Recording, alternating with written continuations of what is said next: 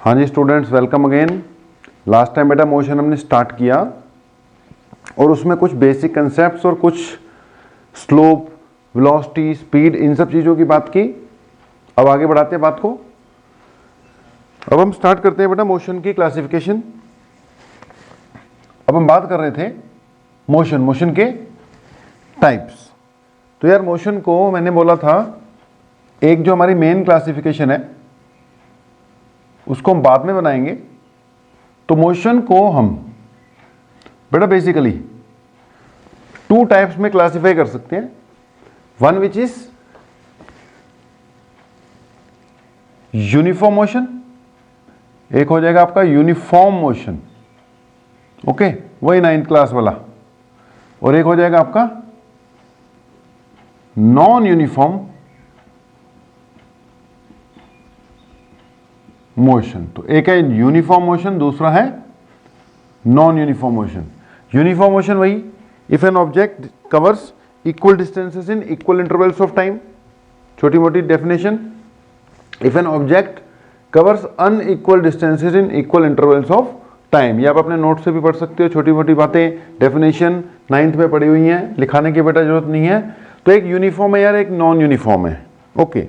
हम बात करते हैं कि जो यूनिफॉर्म मोशन है, equal distances in equal intervals of time means speed will remain constant. अच्छा, equal distances in equal intervals of time in same direction भी बोलना होता है। अब डायरेक्शन सेम मतलब स्पीड के साथ साथ डायरेक्शन भी सेम है, तो यानी हम कहेंगे कि वेलोसिटी क्या रहनी चाहिए, कांस्टेंट रहनी चाहिए। तो if an object covers equal distances in equal intervals of time in same direction, अगर डायरेक्शन चेंज हो गई या स्पीड चेंज हो गई तो वो कौन सा मोशन हो जाएगा बेटा, आपका नॉन यूनिफॉर्म मोशन हो जाएगा। तो हम कह सकते हैं कि यूनिफॉर्म मोशन में वेलोसिटी क्या रखनी है, कांस्टेंट। अब आपको पता है एक्सेलरेशन होती है change in velocity upon change in time, dv by dt। अगर v कांस्टेंट है तो एक्सेलरेशन क्या हो जाएगी, जीरो हो जाएगी। अगर मोशन है हमारा नॉन यूनिफॉर्म मतलब स्पीड चेंज हो रही है या डायरेक्शन चेंज हो रही है, तो बेटा नॉन यूनिफॉर्म मोशन हो गया, तो मतलब स्पीड कांस्टेंट नहीं रही या वेलोसिटी कांस्टेंट नहीं रही। अगर वेलोसिटी कांस्टेंट नहीं रही तो दैट मीन्स एक्सेलरेशन जीरो नहीं रही। अगर वेलोसिटी कांस्टेंट ही नहीं रही तो इसका मतलब एक्सेलरेशन अब जीरो नहीं है, यानी कुछ ना कुछ तो है ही है। अब एक्सेलरेशन बेटा अगर कुछ ना कुछ है तो नॉन यूनिफॉर्म मोशन को हम एक्सेलरेटेड मोशन भी कह देंगे, ओके। जब नॉन यूनिफॉर्म हो गया that means it has some acceleration, तो इसको हम एक्सेलरेटेड मोशन भी कह ही देंगे। तो नॉन यूनिफॉर्म मोशन मतलब एक्सेलरेटेड मोशन, एक्सेलरेटेड मोशन तो फिर ये है ही है ना। अब अगर ये एक्सेलरेटेड है तो बेटा इसके आगे दो कैटेगराइज कर सकते हैं हम। एक जिसको हम कहते हैं यूनिफॉर्मली एक्सेलरेटेड,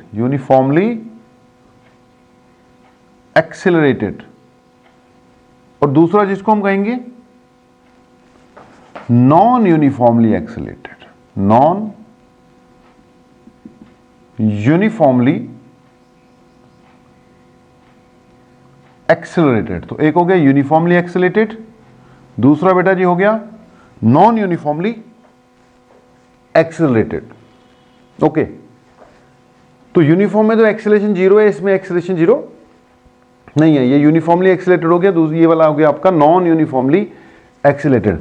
यूनिफॉर्मली एक्सेलरेटेड है, अब है तो एक्सेलरेटेड ही ना, तो मतलब स्पीड कांस्टेंट तो नहीं है तो एक्सेलरेटेड, मतलब एक्सेलरेशन जीरो भी नहीं है, यहां जीरो थी यहां जीरो भी नहीं है। स्पीड कांस्टेंट नहीं है, एक्सेलरेशन जीरो नहीं है, लेकिन कम से कम एक्सेलरेशन कांस्टेंट है बेटा। अगर एक्सेलरेशन कांस्टेंट रहेगी तो किस कैटेगरी में जाएगा, ये नॉन यूनिफॉर्म की कैटेगरी में जाएगा, ओके। एक्सेलरेशन कांस्टेंट रहेगी तो सॉरी यूनिफॉर्मली एक्सेलरेटेड की कैटेगरी में जाएगा, ओके। अब नॉन यूनिफॉर्मली एक्सीलरेटेड में क्योंकि एक्सीलरेटेड है तो v तो कांस्टेंट नहीं है, v कांस्टेंट नहीं है मतलब a जीरो भी नहीं है, और क्योंकि ये नॉन यूनिफॉर्मली एक्सीलरेटेड है तो a एक तो जीरो नहीं है, ऊपर से कांस्टेंट भी नहीं है, यानी एक्सीलरेशन में भी क्या हो रहा है, चेंज हो रहा है। ओके, अगर आप जा रहे हो, गाड़ी दौड़ा रहे हो, and if your speed is constant, okay, for let 5 minutes आपकी स्पीड 60 किलोमीटर पर आवर की ही रही, आपकी गाड़ी बिल्कुल and maintain 60 kilometre per hour की रही है 5 मिनट के लिए, तो ड्यूरिंग दैट 5 मिनट्स आपकी वेलोसिटी थी कांस्टेंट, एक्सेलरेशन थी जीरो, दैट मींस आपका मोशन कैसा हो गया, uniform motion. Okay, now you increases your speed, आपने 60 से 65 की, 65 से 70 की, 70 से 75, लेकिन यूनिफॉर्मली की कि पर सेकंड 5 किलोमीटर पर आवर का चेंज दिया। 1 सेकंड बाद आपकी स्पीड 65 हो गई, 1 सेकंड बाद आपकी स्पीड 70 होगी, उसके 1 सेकंड बाद 75, उसके 1 सेकंड बाद 80, every second change in speed same हो रहा है। अब स्पीड चेंज हो रही है मतलब यूनिफॉर्म तो रहा नहीं, लेकिन आपकी एक्सीलरेशन जो है वो कांस्टेंट है, पर सेकंड आपने 5 किलोमीटर पर आवर का राइज दिया है, तो यहां एक्सीलरेशन कांस्टेंट है। तो ये जो सिचुएशन थी ना कि जब आपकी स्पीड 60 से 80 गई है, पर सेकंड चेंज होते हुए, पर सेकंड सेम चेंज होते हुए, तो that situation was uniformly accelerated, कि स्पीड कांस्टेंट नहीं, आपने 60 से 80 कर दी लेकिन यूनिफॉर्मली की। वो यूनिफॉर्मली एक्सीलरेटेड जब आपकी स्पीड 60 मेंटेन थी 5 मिनट के लिए, वो आपकी क्या था, यूनिफॉर्म मोशन, क्योंकि स्पीड कांस्टेंट थी। अब अगली सिचुएशन ले लो, आप एकदम ब्रेक लगा देते हो, फिर उसके बाद फिर स्पीड बढ़ाते हो, कभी कम बढ़ाते हो कभी ज़्यादा बढ़ाते हो, तो आपकी स्पीड में चेंज हो रहा है, कांस्टेंट नहीं है। लेकिन जब स्पीड में चेंज हो रहा है, यूनिफॉर्मली नहीं हो रहा, आप कभी कम कभी ज़्यादा कर रहे हो, तो एक्सीलरेशन भी कांस्टेंट नहीं रख रहे। इन दैट सिचुएशन आपका जो मोशन होगा, स्पीड भी कांस्टेंट नहीं है, एक्सीलरेशन भी आप यूनिफॉर्म नहीं रख रहे, वो किस कैटेगरी में चल जाएगा, नॉन यूनिफॉर्मली एक्सीलरेटेड मोशन की कैटेगरी में चले जाएगा। ओके, तो एक हो गया यूनिफॉर्म, एक हो गया, ये 9th में भी पढ़ाते हैं भाई हम, 9th में भी बिल्कुल यही चीजें बच्चों को करानी पड़ती हैं। तो बेटा एक यूनिफॉर्म, एक नॉन यूनिफॉर्म, नॉन यूनिफॉर्म के दो टाइप, एक यूनिफॉर्मली एक्सीलरेटेड और एक नॉन यूनिफॉर्मली एक्सीलरेटेड। ओके, अब यहीं पर थोड़ी सी ग्राफिकल बात हो जाए। वैसे आज ग्राफिकल बात बहुत करनी है हमने, और भी बहुत से ग्राफ्स कराएंगे, पहले इसकी क्लासिफिकेशन कंप्लीट कर लें। तो थोड़ी सी अगर ग्राफिकल बात हो जाए यहां पर, तो यूनिफॉर्म मोशन में हम 2 टाइप के ग्राफ बनाते होते थे। आप छोटी क्लास में 2 टाइप के ग्राफ बनाते हो, एक है जिसको कहते हैं स्पीड टाइम ग्राफ और एक जिसको कहते हैं डिस्टेंस टाइम ग्राफ। तो बेटा हमने इसका अगर डिस्टेंस टाइम ग्राफ बनाया, इधर डिस्टेंस इधर टाइम, यूनिफॉर्म मोशन है तो ये ऐसा आएगा, स्ट्रेट लाइन आएगा। याद करो स्लोप वाले कंसेप्ट में बताया था, एक्सटी ग्राफ की जो स्लोप है वो आपको स्पीड प्रोवाइड करती है, और अगर ये स्ट्रेट लाइन है तो स्लोप कांस्टेंट रहेगी। स्लोप कांस्टेंट है मतलब स्पीड भी क्या है, कांस्टेंट। ओके, स्लोप कांस्टेंट मतलब स्पीड भी कांस्टेंट है। तो एक्सटी ग्राफ यूनिफॉर्म मोशन का कुछ ऐसे बनता है। ओके, अगर इसका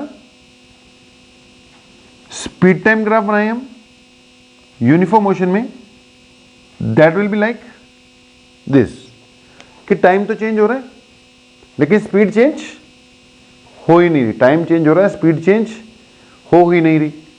इसमें क्या है, टाइम के साथ साथ डिस्टेंस चेंज हो रहा है। ओके, टाइम के साथ साथ डिस्टेंस चेंज हो रहा है और बिल्कुल यूनिफॉर्मली चेंज हो रहा है। ओके, इसकी स्लोप आपको पता है, वेलोसिटी देती है या स्पीड देती है, और क्योंकि ये स्ट्रेट लाइन है तो स्लोप क्या है, कांस्टेंट है, मतलब ये भी क्या है, कांस्टेंट। ओके, ये क्लियर ही है, चेंज ही नहीं हो रही। अब यूनिफॉर्मली एक्सीलरेटेड मोशन में कैसा मोशन, यूनिफॉर्मली एक्सीलरेटेड मोशन। अब यूनिफॉर्मली एक्सीलरेटेड मोशन में देखो, अगर हम इसमें फिर वही बात डिस्टेंस टाइम ग्राफ बनाएं, यूनिफॉर्मली एक्सीलरेटेड मोशन। ओके, ये यूनिफॉर्म था, इसका बेटा डिस्टेंस टाइम ग्राफ बनाए तो ये तो बन नहीं सकता, ओके, यानी स्ट्रेट लाइन नहीं होगा, कर्व्ड होगा। अब ये हो सकता है कुछ ऐसा,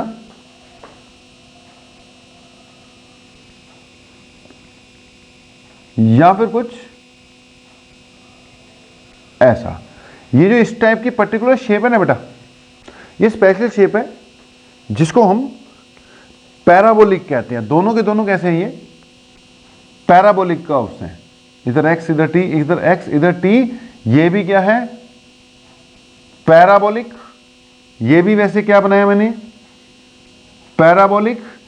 ये भी डिस्कस करेंगे कि इस स्पेशल शेप को पैराबोलिक कहते हैं, पैराबोलिक ही क्यों बनी वो भी बताते हैं, थोड़ी देर में सब कुछ आ ही जाएगा आपका। इस सिचुएशन में बेटा x versus t graph straight तो हो नहीं सकता था। अगर ये यूनिफॉर्मली एक्सीलेटेड है, क्यों पैराबोलिक बनेगा वो बताएंगे, लेकिन अभी याद करना है कि यूनिफॉर्मली एक्सीलेटेड है तो स्ट्रेट तो आएगा नहीं।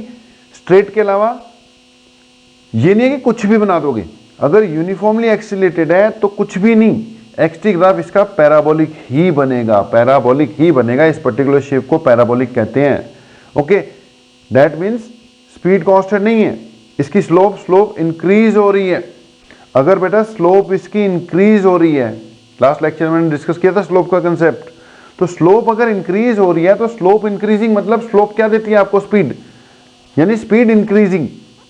Speed increasing that means accelerated, और इसकी स्लोप डिक्रीज हो रही है। स्लोप डिक्रीजिंग मतलब स्पीड डिक्रीजिंग, स्पीड डिक्रीजिंग मतलब डी एक्सीलेटेड, बट शेप दोनों की पैराबोलिक है, तो इसकी एक्सीलरेशन कांस्टेंट है और इसकी डी एक्सीलरेशन कांस्टेंट है। पैराबोलिक के केस में ऐसे हो सकता है। तो यूनिफॉर्मली एक्सीलेटेड मोशन का एक्स-टी ग्राफ पहली बात पैराबोलिक ही बनाना है, या पैराबोलिक ही बनेगा। क्यों पैराबोलिक बनेगा वो डिस्कस करवाएंगे। ये पैराबोलिक ही बनेगा। यहां पर ये आपका एक्सीलेटेड है, यानी ए पॉजिटिव है मगर कांस्टेंट है। ये डी एक्सीलेटेड है,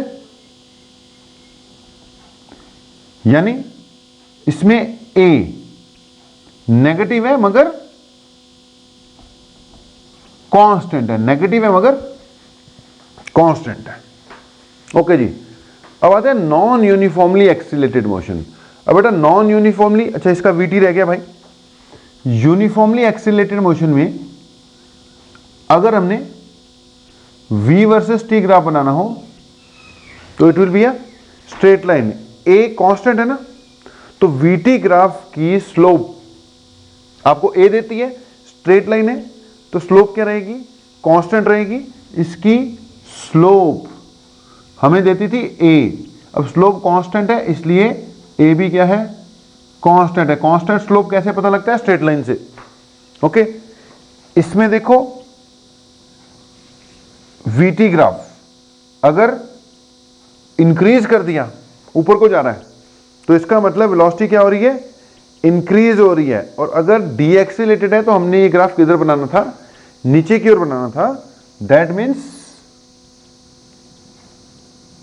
ये वीटी है, अगर ये नीचे की ओर बनता तो दैट मीन्स है तो कांस्टेंट, स्ट्रेट लाइन है ना, है तो कांस्टेंट लेकिन स्लोप नेगेटिव है, यानी एक्सेलरेशन क्या है, नेगेटिव। इसकी स्लोप नेगेटिव यानी एक्सेलरेशन भी नेगेटिव। इसकी स्लोप पॉजिटिव यानी एक्सेलरेशन भी पॉजिटिव।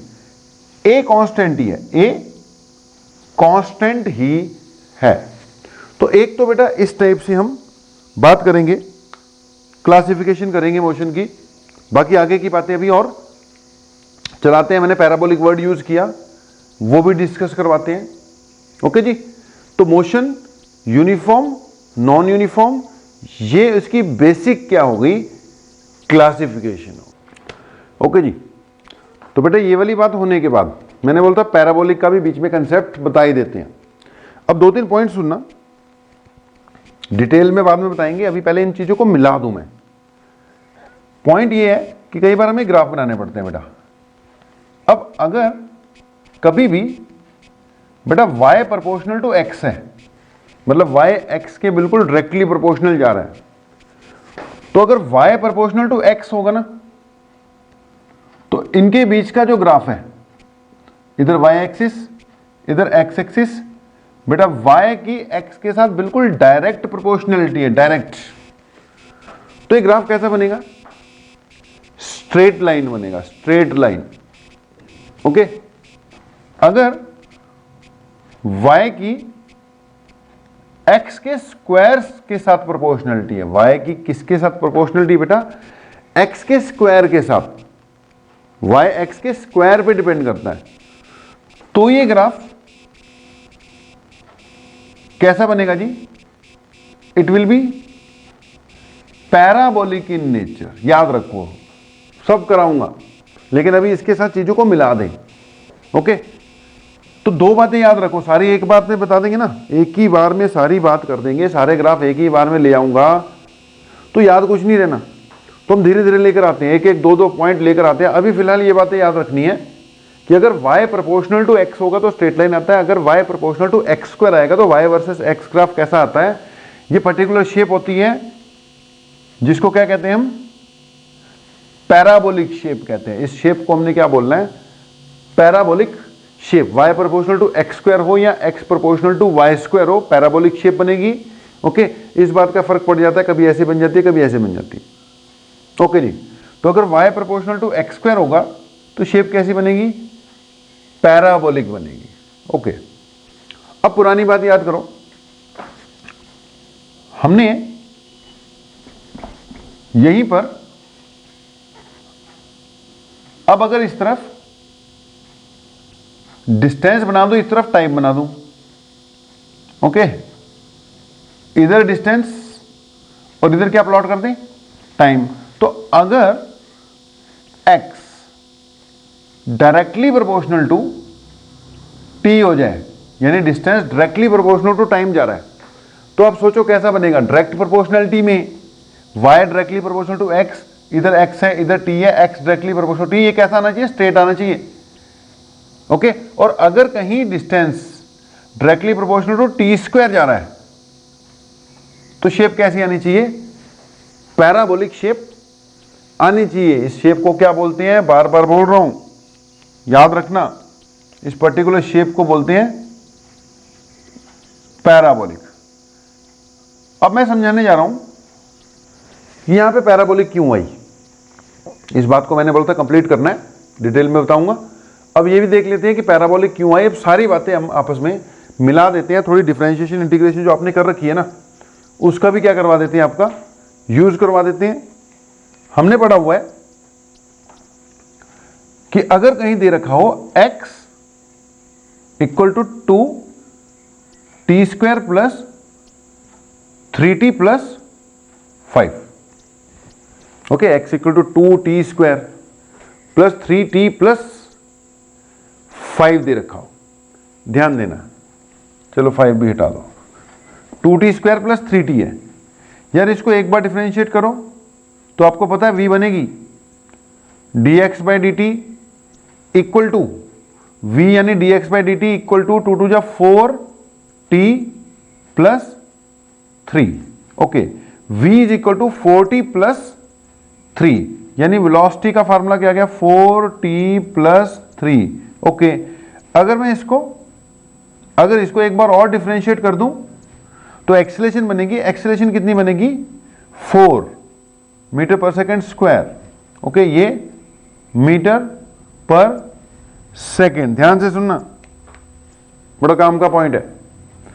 अब अगर डिस्प्लेसमेंट की इक्वेशन कुछ इस टाइप की हो, वेलोसिटी की फिर वो कुछ इस टाइप की आएगी, और एक्सीलरेशन की फिर वो कुछ इस टाइप की आएगी, ध्यान देना। ओके, अगर x equal to 2t cube plus 3t square होता तो आप समझ सकते हो velocity equal to 6t square plus 60 आ जाता, और जो एक्सेलरेशन है वो 12t प्लस 6 आ जाती। ओके, अब समझने वाली बात क्या है यहां पर, थोड़ा सा ध्यान देते रहना भाई, अभी बना लूं जरा। ओके, अब यहां पर समझने वाली बात क्या है कि इस केस में एक्सेलरेशन आ गई तुम्हारी कांस्टेंट, ओके, v आ गई वेरिएबल, v क्या आ गई वेरिएबल, x तो वैसे ही क्या था वेरिएबल था। अब बेटा a कांस्टेंट आ गई, 4 है ना, 4, t नहीं आया इसमें, t नहीं रहा। x टाइम पे डिपेंड करता है, वेलोसिटी भी टाइम पे डिपेंड करती है, लेकिन a टाइम पे डिपेंड नहीं कर रही, कांस्टेंट आ गई 4। अब अगर a टाइम पे डिपेंड नहीं कर रही तो a तो कांस्टेंट है। अब जब a कांस्टेंट है, a कांस्टेंट रहती है, v कांस्टेंट नहीं है पर a कांस्टेंट है। जब a कांस्टेंट है तो किस टाइप का मोशन हो गया, वो यूनिफॉर्मली एक्सीलरेटेड मोशन। a अगर कांस्टेंट है तो वो यूनिफॉर्मली एक्सीलरेटेड मोशन हो गया। ओके, तो यानी ये जो सिचुएशन है, ये तीनों यूनिफॉर्मली एक्सीलरेटेड मोशन को रिप्रेजेंट कर रहे हैं। ओके, एक और बात सुनो, अगर कहीं x होता 2t + 5 तो इसकी जो v बन जाती वो बन जाती 2। ओके, डिफरेंशिएशन करोगे 2, और इसकी जो a बनती वो क्या बन जाती 0। तो 3 सिचुएशन है, तीनों की तीनों सिचुएशन हमने आपके सामने रख दी। थोड़ा सा ध्यान देना जी। अब इस सिचुएशन में x तो टाइम पे डिपेंड करता है, x डिपेंड्स ऑन टाइम, यानी डिस्टेंस चेंज होगा। वेलोसिटी में टाइम, जब आपने डिफरेंशिएट किया टाइम उड़ गया, वो पता है कैसे करनी है। वेलोसिटी में सिर्फ क्या रह गया 2, यानी इंडिपेंडेंट ऑफ टाइम हो गई। जब बेटा वेलोसिटी इंडिपेंडेंट ऑफ टाइम होगी, एक्सेलरेशन क्या होगी 0। अब आप सोचो, जब वेलोसिटी होती है कांस्टेंट, ये कांस्टेंट है ना, ये वेलोसिटी कैसी आ गई, ये कांस्टेंट आ गई। अब वेलोसिटी कांस्टेंट आ गई तो एक्सेलरेशन क्या आ गई 0 आ गई। अब समझ लो, इसमें देखो, जब वेलोसिटी कांस्टेंट है, ये रही वेलोसिटी कांस्टेंट है, ये देखो स्लोप v है, स्ट्रेट लाइन, स्लोप कांस्टेंट, यानी लिखा हुआ हमने पहले से, जब वेलोसिटी कांस्टेंट है यानी जब एक्सेलरेशन 0 है, तो किस टाइप का मोशन है ये यूनिफॉर्म मोशन है। यूनिफॉर्म मोशन, समझो बात को, हमें बिना कुछ दिए हुए अगर वो x की इक्वेशन दे देगा, x की इक्वेशन देगा, और आप चेक करोगे x की इक्वेशन में मैक्सिमम t की पावर 1 है, t की पावर 1 होनी चाहिए, 1 से ज्यादा नहीं होनी चाहिए। अगर t की पावर 1 होगी, 1 से ज्यादा वाला होगा ही नहीं, तो जब वेलोसिटी बनेगी वो पावर उड़ जाएगी, वेलोसिटी कांस्टेंट आ जाएगी। वेलोसिटी में t है ही नहीं, तो समझ लो एक्सेलरेशन क्या आ जाएगी 0 आ जाएगी, क्योंकि कांस्टेंट है, डिफरेंशिएट करोगे वो एक्सेलरेशन ही 0 बन जाएगी। तो अगर सीधे दे रखा हो v कांस्टेंट है तो भी यूनिफॉर्म है, लेकिन अगर 1 2 3 तीनों में से एक भी सिचुएशन मिल जाए, यानी यहां से भी आप क्या कह सकते हो कि इट इज यूनिफॉर्म मोशन। अब इसको देखो, इसमें x की मैक्सिमम पावर t की मैक्सिमम पावर 1 थी, इसमें t की पावर 2 जा रही है। अब जब t की पावर 2 है, एक बार डिफरेंशिएट करोगे वेलोसिटी बनेगा, तो ये खत्म नहीं होगा। जिसकी पावर 2 है, एक बार डिफरेंशिएशन करने से एक पावर कम होती है, t बचेगा।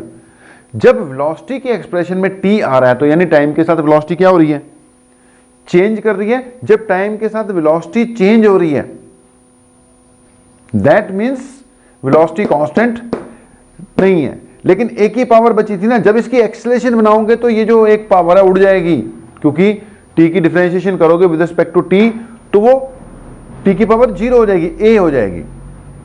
अब a 4 है, लेकिन कम से कम t तो नहीं है ना, t डिपेंड तो नहीं ना करती, तो समझ जाओ a कांस्टेंट है, v t पे डिपेंड कर रही है, x t के स्क्वायर पे डिपेंड कर रहा है। इनमें से एक भी चीज मिल गई, समझ जाना ये कैसा मोशन होगा, यूनिफॉर्मली एक्सीलरेटेड। a अगर कांस्टेंट है, a अगर कांस्टेंट है तो ये क्या होगा, यूनिफॉर्मली एक्सीलरेटेड मोशन होगा। तो ये जी आपका यूनिफॉर्म मोशन है, यूनिफॉर्म मोशन।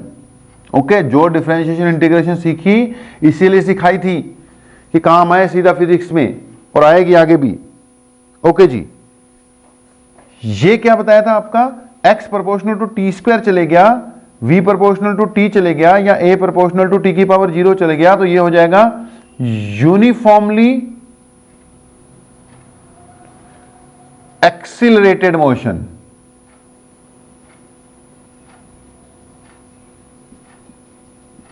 ओके, ये यूनिफॉर्मली एक्सिलेटेड मोशन की कैटेगरी में चले गया आपका। यूनिफॉर्मली एक्सिलेटेड मोशन, ये जो सिचुएशन थी ये यूनिफॉर्म मोशन है। अब इसको देखो, इसमें x में t की पावर 3 चलेगी। भाई जब t की पावर 3 चलेगी तो एक बार डिफरेंशिएशन करोगे तो t की पावर 2 वाला आ जाएगा, एक बार और करोगे तो t की पावर 1 वाला आएगा। t खत्म नहीं हो रही है, यानी एक्सेलेरेशन में अभी भी t है। एक्सेलेरेशन में t है मतलब एक्सेलेरेशन कांस्टेंट नहीं है। एक्सेलेरेशन कांस्टेंट नहीं है तो मतलब ये किस कैटेगरी पे को बिलोंग कर रहा है, it is non uniformly, it is non uniformly accelerated motion. तो पॉइंट ये है कि आप यहीं से देख के अंदाजा लगा सकते हो कि यूनिफॉर्म मोशन है कि नॉन यूनिफॉर्म मोशन है, कि यूनिफॉर्मली एक्सिलेटेड है कि नॉन यूनिफॉर्मली एक्सिलेटेड है। अगर x में t की पावर 1 चल रही है, x में डिस्प्लेसमेंट या डिस्टेंस की इक्वेशन में t आ रहा है, बस t के पावर 1 से ऊपर कुछ नहीं है, तो समझ जाओ किस टाइप का मोशन है वो यूनिफॉर्म बनेगा, क्योंकि इसकी वेलोसिटी कांस्टेंट आ जाएगी, एक्सेलरेशन क्या आ जाएगी, 0 आ जाएगी। अगर t पे स्क्वायर है, t पे स्क्वायर है मतलब स्क्वायर से ऊपर नहीं है, तो वेलोसिटी में t बचना है, एक्सेलरेशन में t बचना नहीं है, एक्सेलरेशन आएगी कुछ ना कुछ। दैट मीन्स ये किस कैटेगरी में जाएगा, यूनिफॉर्मली एक्सिलेटेड में। और अगर x में t की पावर 3 तक चले गए, 3 तक चले गए तो एक्सेलरेशन में भी t बचेगा बचेगा, एक्सेलरेशन में t बचेगा बचेगा। दैट मीन्स कि ये किस कैटेगरी में जाएगा, नॉन यूनिफॉर्मली एक्सिलेटेड कैटेगरी में जाएगा। ओके, अब रही बात ग्राफ की जी। ओके, अब ग्राफ की बात देखो, ग्राफ की बात भी कर ही लो। ये है यूनिफॉर्म, x में t है यानी x directly proportional to t है। x कैसा है, डायरेक्टली प्रोपोर्शनल टू t। अब क्योंकि x directly proportional to t है, ओके, अब डायरेक्ट प्रोपोर्शनलिटी में मैंने बताया x directly proportional to t होगा तो x versus t graph straight line जाएगा। x वर्सेस t कैसा जाएगा, स्ट्रेट लाइन जाएगा। वेलोसिटी में t आया ही नहीं है, ओके, कांस्टेंट रहेगा। ओके, एक्सेलरेशन तो वैसे ही क्या होगी, 0 होगी। ओके, इतना नोट करो, मैं ग्राफ वाली बात फिर से बताता हूं। नोट बेटा, तो क्या बात चल रही थी कि अगर बेटा x में t आ गया तो वो यूनिफॉर्म है, या v में t आया नहीं तो भी यूनिफॉर्म है, या a 0 आ गई तो भी यूनिफॉर्म है। अगर x में t स्क्वायर आ गया, यूनिफॉर्मली एक्सिलेटेड है, v में t आ रहा है तो भी यूनिफॉर्मली एक्सिलेटेड है। x में t नहीं है, t की पावर 0 है तो भी क्या है, यूनिफॉर्मली एक्सिलेटेड। और अगर बेटा x में t क्यूब या उससे ज्यादा आ गया तो नॉन यूनिफॉर्मली कैटेगरी में चले गया। ओके, अगर v में t स्क्वायर आ रहा है तो भी नॉन यूनिफॉर्मली एक्सिलेटेड की कैटेगरी में, और a में अगर t आ गया तो भी वो नॉन यूनिफॉर्मली एक्सिलेटेड की कैटेगरी में चले गया। अब आते हैं ग्राफ पर। सबसे पहले यूनिफॉर्म, यूनिफॉर्म में x directly proportional to t आ रहा है। ओके, चेक करो, यूनिफॉर्म वाले केस में आपका जो x है वो कितना आ रहा है, 2t प्लस 5। अब t है ना, डायरेक्ट प्रोपोर्शनलिटी है, पहली बार स्ट्रेट लाइन जाएगा। डायरेक्ट प्रोपोर्शनलिटी है तो कैसा जाएगा, ये स्ट्रेट लाइन जाएगा। अब यहां पर इसके साथ 5 भी है, मतलब आएगा तो स्ट्रेट लाइन, आएगा तो ये straight line he. Equation of straight line में और डिटेल में बताऊंगा, लेकिन अभी मैं धीरे धीरे बताता हूं बात को। सारी बात एक ही बार में करोगे कुछ याद नहीं रहेगा।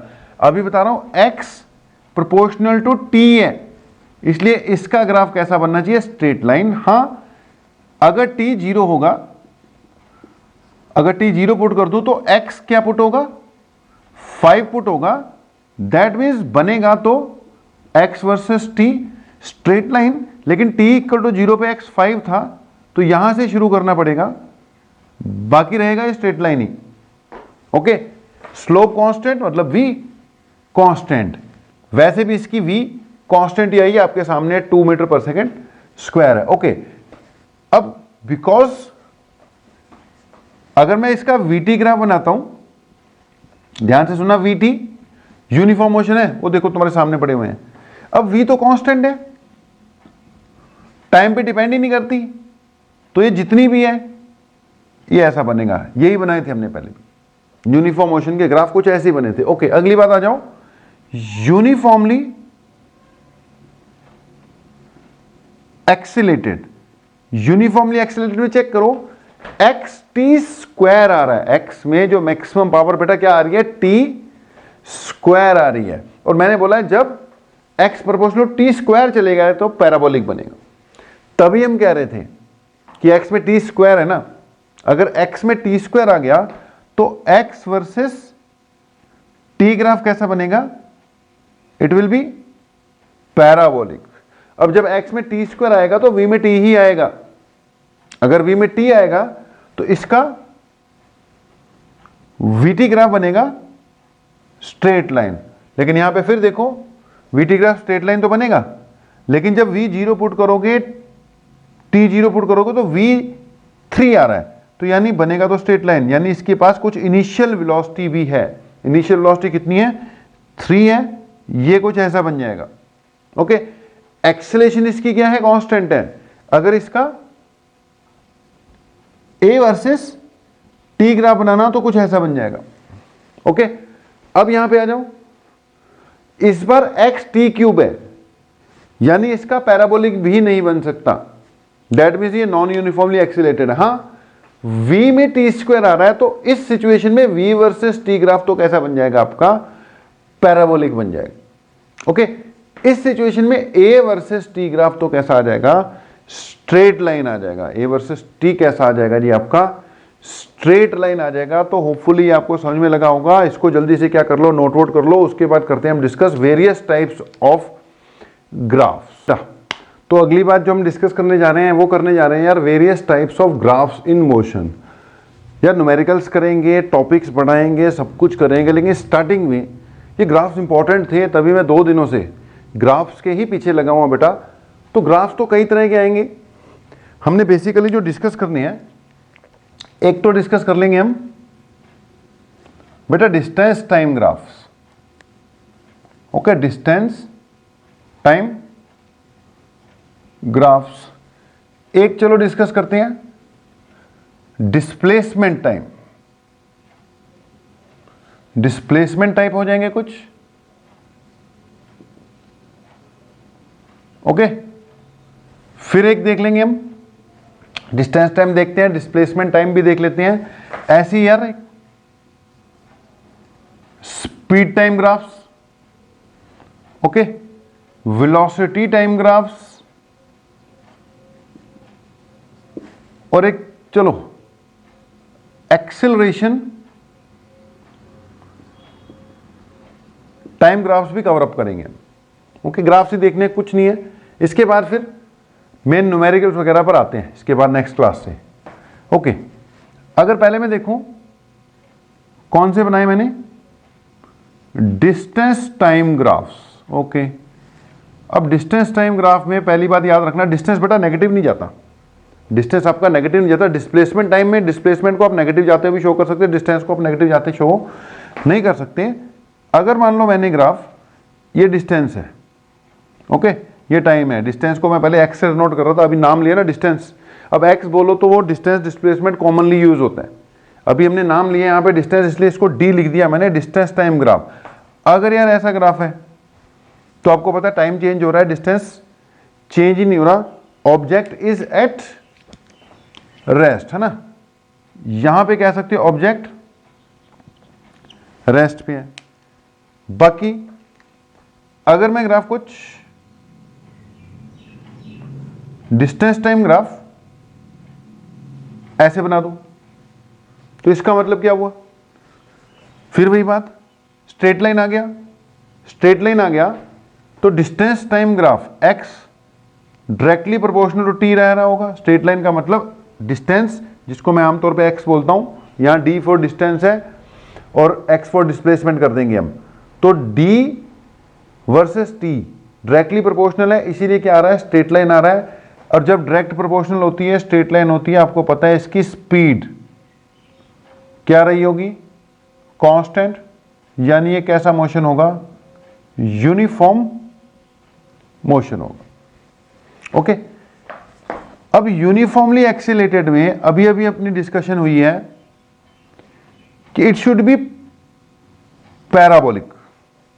कैसा होना चाहिए, पैराबोलिक होना चाहिए, पैराबोलिक। अब अगर ऐसा पैराबोला है तो आपको पता है, इतना तो क्लियर हो गया होगा कि पैराबोलिक मतलब ए क्या है यहां पर, कांस्टेंट है। ओके, ए क्या है यहां पर, कांस्टेंट है। वेलोसिटी तो वेरिएबल है, यहां वेलोसिटी कांस्टेंट है, स्पीड सॉरी डिस्टेंस है ना, स्पीड कांस्टेंट है। यहां पर एक्सीलरेशन कांस्टेंट है, लेकिन पैराबोलिक है, सॉरी एक्सीलरेशन कांस्टेंट है, इसलिए ग्राफ कैसा बनेगा, पैराबोलिक है। और ये ऊपर को जा रहा है, तो आपको इतना भी क्लियर होगा, एक्सीलरेशन कैसी है, पॉजिटिव है, यानी ये क्या है, increasing speed, increasing speed. Okay, अगर यही ग्राफ डिस्टेंस वर्सेस टाइम में ऐसे बना दो तो पैराबोलिक तो है ही है, ए कांस्टेंट है, लेकिन यहां ए क्या जाएगी, नेगेटिव जाएगी। ए नेगेटिव मतलब डिक्रीजिंग स्पीड। बड़े जरूरी हैं यार, ऐसे ही नहीं करा रहे आपको, वेरी वेरी इंपॉर्टेंट है ग्राफ्स, तभी आपको ये कराए जा रहे हैं सारे के सारे, ध्यान रखना। अब बहुत अनलिमिटेड ग्राफ बन जाते हैं, लेकिन एक लिमिट के हिसाब से जितने आप याद रखो उतने अभी हम कवर अप करेंगे यार। ओके, डिस्टेंस टाइम ग्राफ में और क्या बना सकते हो,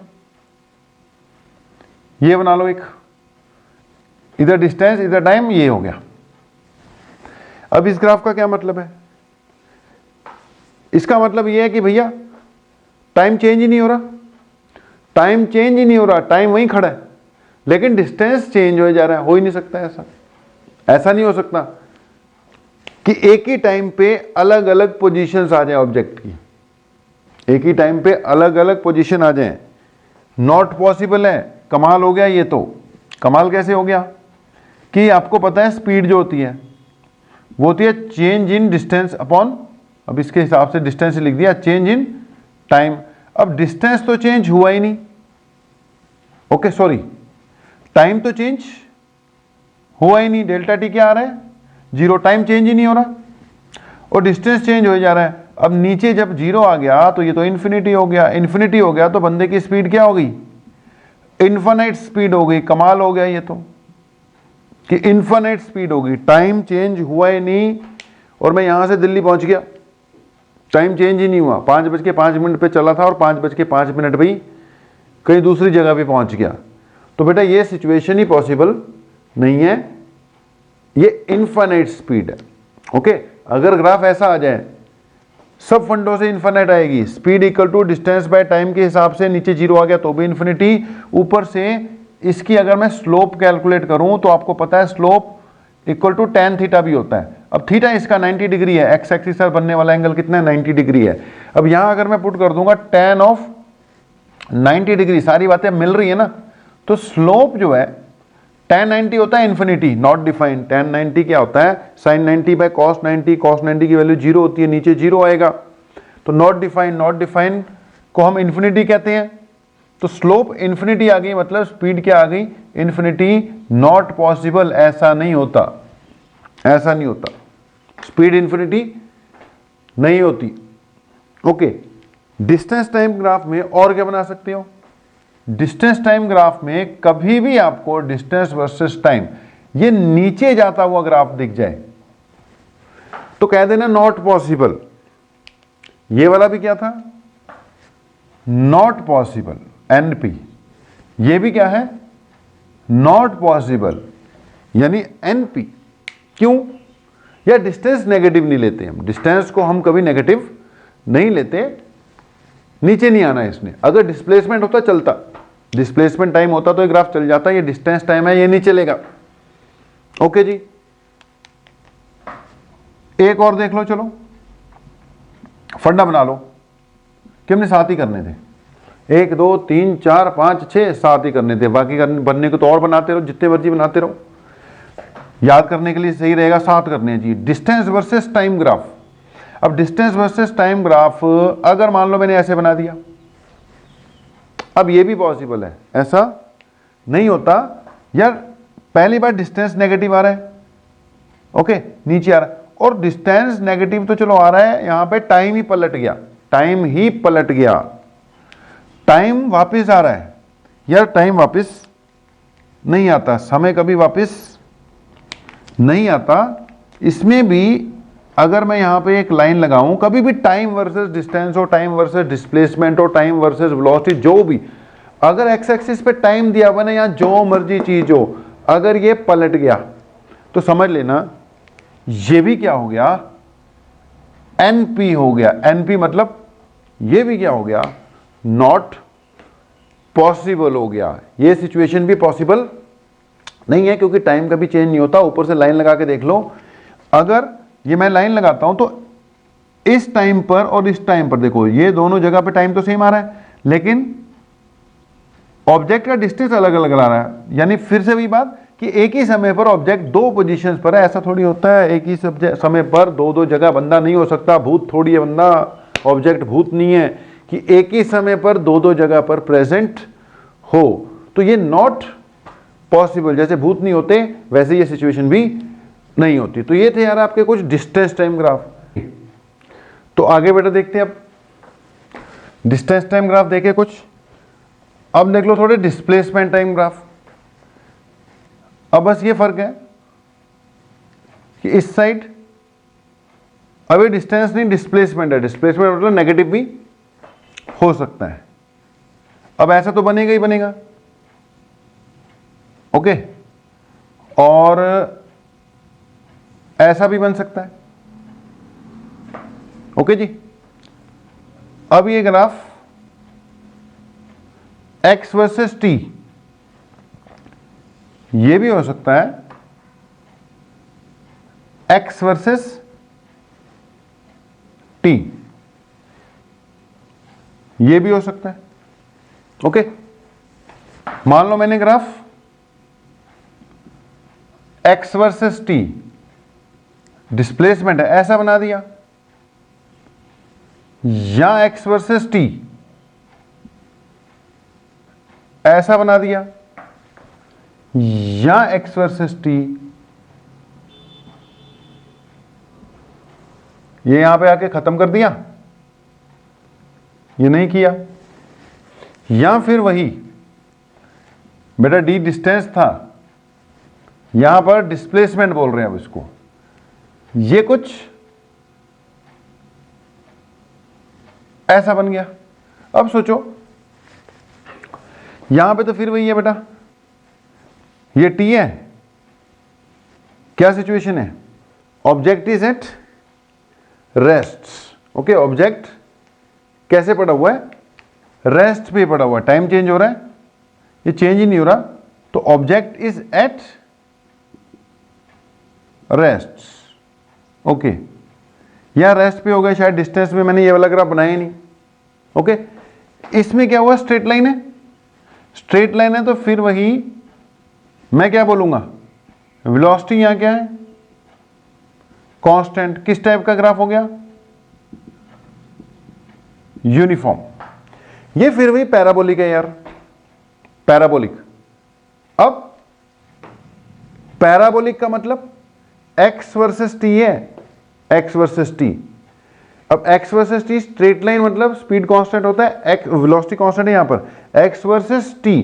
पैराबोलिक मतलब यूनिफॉर्मली एक्सीलरेटेड। अब तो इतना पता लगी क्या होगा, a क्या है, पॉजिटिव है, a क्या है, कांस्टेंट है। बहुत बार हो गया अब तो ये, ओके जी। यहां पर फिर वही बात, पैराबोलिक है, x proportional to t square है, यहां पे भी x proportional to t square था। a क्या है, ये पॉजिटिव था, ये डिक्रीजिंग स्लोप है, तो यहां पे a क्या हो गई यार तुम्हारी, नेगेटिव हो गई। अब इतना तो समझ पा रहे होगे सारी बातों को, यहां पे a क्या हो गई आपकी, नेगेटिव हो गई, ओके। ये x वर्सेस t, फिर वही मतलब कि t equal to delta t जो है वो 0 है, लेकिन डेल्टा एक्स कुछ ना कुछ आ रहा है, इसका मतलब स्पीड क्या आ गई बंदे की, इनफिनिट। ऐसा थोड़ी होता है। अब बेटा जब मैंने डिस्प्लेसमेंट टाइम ग्राफ बनाया नीचे को, ये पॉसिबल है। डिस्टेंस टाइम में मैंने बोला था डिस्टेंस नेगेटिव नहीं आता, वो बढ़ता ही है, वो पॉसिबल नहीं बोला था। It is possible, it is possible कि ऑब्जेक्ट जो है वो पहले इस पर्टिकुलर पोजीशन पे था, कितनी भी मान लो, 100 मीटर मान लो, ओके 100 मीटर मान लो। अब 100 मीटर समय बदलता जा रहा है और वापस ओरिजिन की ओर आ रहा है। इस टाइम पे वो बिल्कुल कहां पहुंच चुका है, ओरिजिन पे पहुंच चुका है, तो वापस आ रहा है। यहां पे वेलोसिटी क्या मानी जाएगी, नेगेटिव मानी जाएगी। वेलोसिटी क्या मान लेंगे हम, नेगेटिव मान लेंगे। क्यों नेगेटिव मानेंगे, ये देखो एंगल, ये ग्रेटर देन क्या चले गया, 90 डिग्री चले गए, थीटा ग्रेटर देन 90, क्योंकि इधर आ रहा है ना ग्राफ भाई, ये चेक करना होगा एक्स एक्सिस के साथ। ओके, तो ये थीटा ग्रेटर देन 90 डिग्री हो गया, tan theta, theta greater than 90 degree, second quadrant चल रहा है, लेस देन 180 है, greater than 90 degree, second quadrant चल रहा है, सेकेंड क्वाड्रेंट में tan नेगेटिव होता है, और tan थीटा क्या देता है आपको, स्लोप देता है। ये नेगेटिव है और इसने क्या देनी थी, स्लोप देनी थी, स्लोप ने क्या देनी थी, वेलोसिटी देनी थी। इसका मतलब वेलोसिटी क्या है, नेगेटिव है, पॉसिबल है। ओके, स्पीड नेगेटिव नहीं हो सकती, तो डिस्टेंस टाइम ग्राफ में मतलब नेगेटिव पॉसिबल नहीं, ये पॉसिबल है। इसको चेक करो, ये भी वही चीज है, बस ये यहां रुक नहीं रहा, समय बढ़ता जा रहा है। ऑब्जेक्ट 100 मीटर पे था, 100 मीटर से इस पर्टिकुलर टाइम पे 0 होता है, और उसके बाद वो रुकता नहीं है, उल्टी दिशा में बढ़ता है। पहले डिस्प्लेसमेंट पॉजिटिव थी, पॉजिटिव से होते होते होते होते 0 हुई, और 0 के बाद रुक नहीं रहा ऑब्जेक्ट, ये नेगेटिव होती जा रही है। ओके, ये क्या हो रहा है, नेगेटिव बढ़ना शुरू हो जाएगा, नेगेटिव डिस्प्लेसमेंट स्टार्ट हो गई। तो ये भी ठीक है, पॉसिबल है। ये वाली सिचुएशन किस में आ गई, ये एनपी है, यहां पर भी एनपी क्यों है, क्योंकि यार इन्फिनिटी की ओर जा रहा है ना, वेलोसिटी इन्फिनिटी नहीं हो सकती, वो भी एनपी है।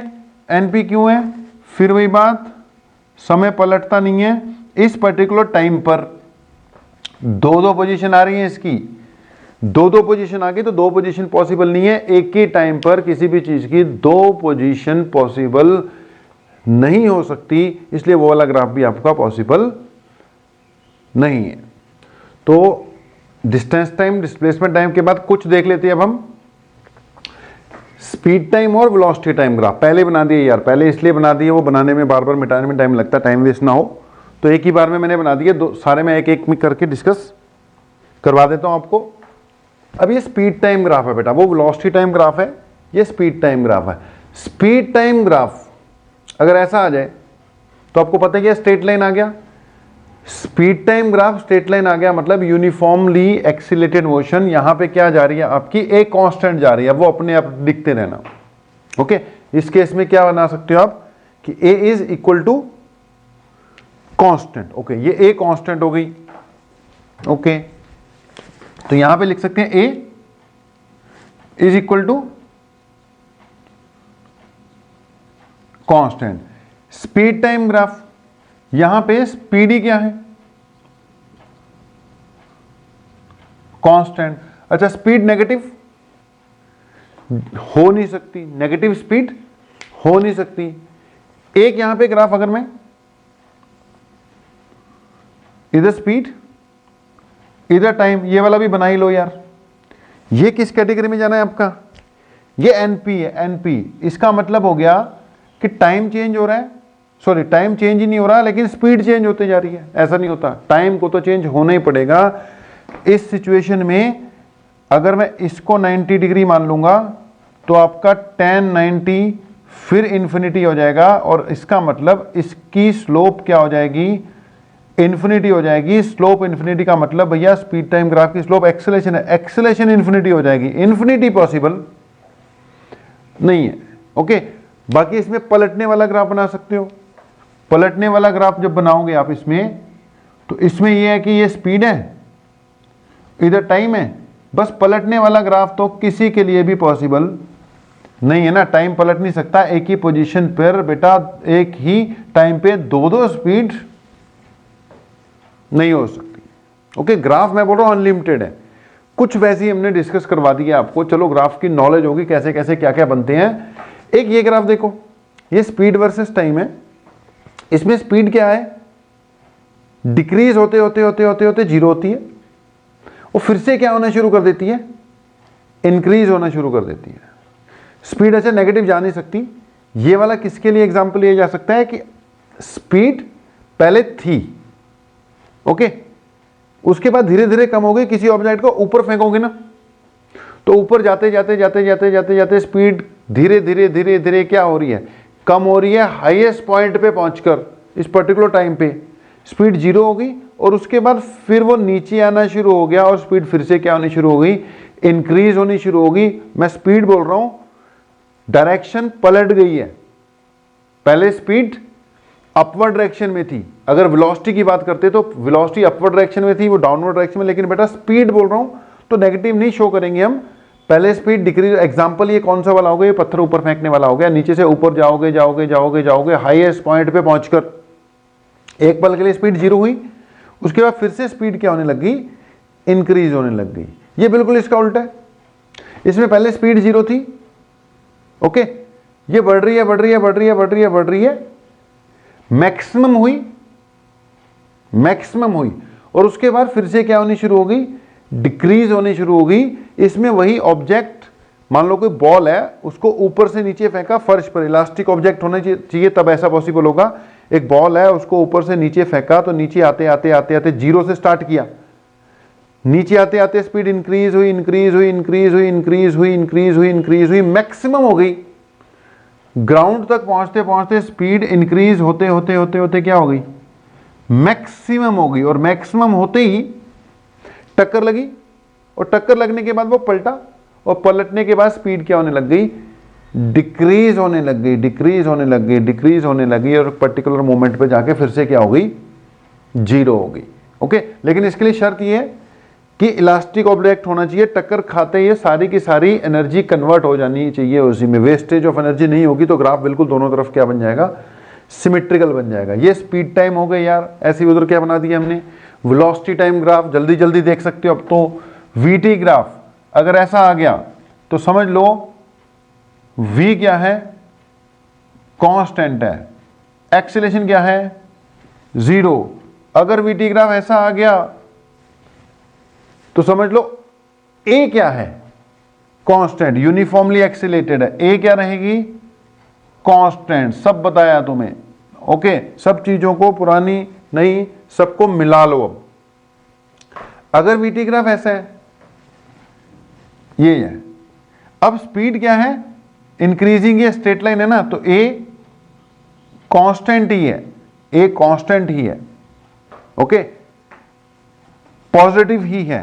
बट फर्क ये है कि t इक्वल टू जीरो पर कुछ ना कुछ वेलोसिटी उसकी थी, इसको हम क्या कह देते हैं, u, यानी कि इनिशियल वेलोसिटी।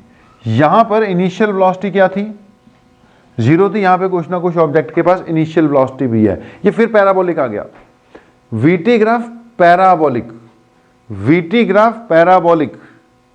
इसका मतलब क्या हुआ, v proportional to t square है, ओके। xt ग्राफ पैराबोलिक हो गया तो a कांस्टेंट थी, vt ग्राफ पैराबोलिक हो गया तो a कांस्टेंट नहीं है। बस ये ग्राफ कह रहा है कि एक्सेलरेशन जो है चेंज हो रही है और एक्सेलरेशन इंक्रीज हो रही है। समझ लो xt ग्राफ में इसमें वेलोसिटी इंक्रीज हो रही थी, vt ग्राफ पैराबोलिक हो गया इस टाइप का, तो ये शो कर रहा है कि एक्सेलरेशन ही इंक्रीज हो रही है। ये इंक्रीजिंग एक्सेलरेशन है, ये डिक्रीजिंग एक्सेलरेशन है। ए पॉजिटिव है, चेंज हो रही है, ए नहीं, ए पॉजिटिव नहीं कह सकते, ए में क्या बोलेंगे, बस इंक्रीजिंग, और उधर ए में क्या बोलेंगे, यहां पर डिक्रीजिंग। ओके जी, इस ग्राफ पे आ जाओ यार। वीटी ग्राफ नेगेटिव आ सकता है, वीटी ग्राफ नेगेटिव आ सकता है, स्पीड टाइम ग्राफ नेगेटिव नहीं आएगा। ये तो बस स्पीड क्या हो रही है, डिक्रीज हो रही है। ओके, तो वीटी ग्राफ, इसमें भी वेलोसिटी क्या हो रही है, सॉरी ये नेगेटिव नहीं जा रहा, ये रहा तो पॉजिटिव रही, वो है नेगेटिव वाला। ओके, ये पॉजिटिव का पॉजिटिव ही है। इसमें क्या हुई, वेलोसिटी डिक्रीज होते होते इस पर्टिकुलर पॉइंट पे जीरो होगी। फिर से वही बात, यहाँ पे जो एंगल है थीटा है ग्रेटर देन 90 डिग्री है, इसका मतलब ए क्या आ जाएगी आपकी, नेगेटिव आ जाएगी। ए क्या आ रही है आपकी, नेगेटिव। यहां से यहां तक भी ए क्या थी, नेगेटिव। यहां से यहां तक क्या थी, स्पीड बढ़ रही है, ए क्या थी, पॉजिटिव। यहां पर ए पॉजिटिव है और यहां से यहां तक ए क्या है, नेगेटिव है। ठीक है, ए तो नेगेटिव हो सकती है। यहां पे भी बेटा ए नेगेटिव है, स्पीड डिक्रीज हो रही है। अब यहां फर्क है, ध्यान से सुनना, इन दोनों ग्राफ को कंपेयर करो। इसमें स्पीड डिक्रीज हो रही है, जीरो हुई, जीरो से नीचे नहीं ना जाती स्पीड, उसको नेगेटिव नहीं करना। ओके, इसमें स्पीड डिक्रीज होते होते होते होते होते जीरो हुई और उसके बाद ये फिर से इंक्रीज होनी शुरू हो गई। यहां पे भी फिर से इंक्रीज हुई थी, लेकिन इसको हमने पॉजिटिव रखना है, पॉजिटिव। स्पीड नेगेटिव नहीं होती। ओके, यहां पर भी इंक्रीज होनी शुरू हुई है, ये नेगेटिव की तरफ चले गया, क्योंकि वेलोसिटी में आप नेगेटिव भी शो कर सकते हो। अगर उल्टी दिशा हो गई, यहां पे उल्टी दिशा हो गई, पहले यहां पर स्पीड ज्यादा थी, ऑब्जेक्ट के पास स्पीड क्या थी, ज्यादा थी। ओके, नीचे से ऊपर फेंक रहे थे, ये कम होते होते होते जीरो हुई और फिर से इंक्रीज होने लग गई, तो नेगेटिव हो गई थी ना, लेकिन स्पीड थी, नेगेटिव शो करना नहीं था हमने मैग्नीट्यूड के हिसाब से, बस मैग्नीट्यूड बढ़ रहा है ना, उसको ऐसे शो कर दिया। अब इसमें अगर डायरेक्शन पलट गई है ना, ये उसी का ग्राफ है, सेम चीज का ग्राफ है। ओके, यहां पे वेलोसिटी डिक्रीज होते होते होते होते होते होते होते होते जीरो हुई और उसके बाद फिर इंक्रीज होने लगी, लेकिन डायरेक्शन उल्टी है, इसलिए ये नीचे की ओर जा रहा है। अब इस ग्राफ को चेक कर लो, इसमें तो वेलोसिटी क्या है आपकी, वेरिएबल है, वो हर पल ही क्या हो रही है, चेंज हो रही है, कभी कम हो रही है, कभी ज्यादा हो रही है, कभी कम हो रही है। देखो यहां से यहां तक इंक्रीजिंग स्लोप है, ए क्या है, पॉजिटिव। यहां से यहां तक डिक्रीजिंग स्लोप है, ए क्या है, नेगेटिव। और यहां तो डायरेक्शन ही उसकी पलट गई, ये ए नेगेटिव, यहां से यहां तक ए नेगेटिव चलता रहा, तभी उल्टा ले गया, फिर यहां पे फिर ए पॉजिटिव शुरू हो गया। यहां से यहां तक, यहां से यहां तक ए पॉजिटिव है, यहां से यहां तक ए पॉजिटिव, फिर ये नेगेटिव, यहां से यहां तक ए नेगेटिव, यहां से यहां तक भी क्या है, ए नेगेटिव है। अब देखो बातें बहुत है, जानबूझ के तुम्हें उलझा दिया, सारे ग्राफ जितने हो सकते थे ना वो एक ही बार में हम ले आए, ताकि बीच बीच में जहां जहां भी ग्राफ वगैरह की जरूरत पड़ेगी ना उसमें कोई आपको दिक्कत आए ना। बाकी और आएंगे और बताएंगे, अभी पहले इतना अपने कवर अप कर लेना जी।